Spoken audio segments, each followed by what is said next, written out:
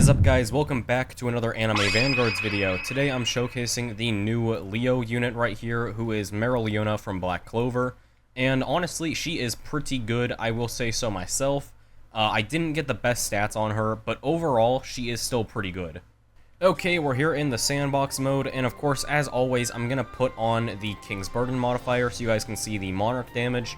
Before I get into the showcase, though, make sure to like and subscribe and join the Discord below. I enjoy talking to y'all, so I hope to see you guys in the Discord. So we're going to go ahead and place her down. Now, she is a small circle AoE on placement. Let me actually make sure I have the visual effects on for you guys. So there we go. Small circle AoE, pretty decent VFX for the first attack. The second attack is a larger circle AoE, and we're going to see the animation any second now.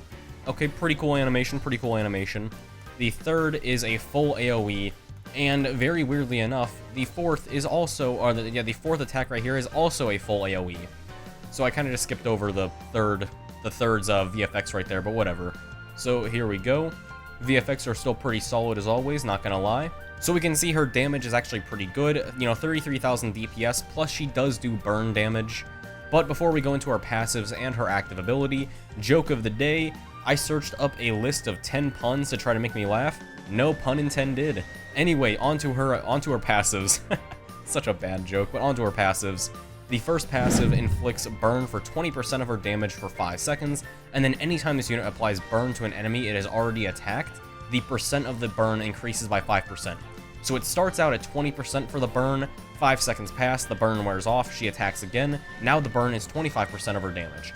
She attacks again, now it's 30%, now it's 35%, and it just keeps stacking. This has no actual limit, by the way. It does not say there is a limit.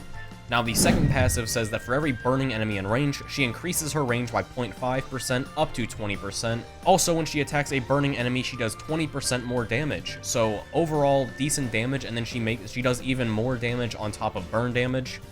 Now, the third passive right here gives her the ability Hellfire Incarnate, which we'll be going over shortly. When the ability is activated, she gains a 1% damage buff per second while this is activated and when an enemy is in range. And then every attack in this form reduces your range by 2%. Now, this debuff cannot be cleansed, and stat buffs and debuffs revert once the ability is turned off. So how this works right here, now, we're going to toggle the ability right here. Now, there's no noticeable change to her model from what I can tell. But for every second while an enemy is in her range, she gains a little bit more damage, and then every attack she does while in this form, she'll reduce her range slightly by 2%. So it's basically just like, you just stack damage for a while you reduce your range. Now, this is actually a really good ability. I would recommend using this when you can. However, once you toggle it off, let's say your range gets a little too low, you toggle it off, and your range is restored to normal, and your damage is also reset.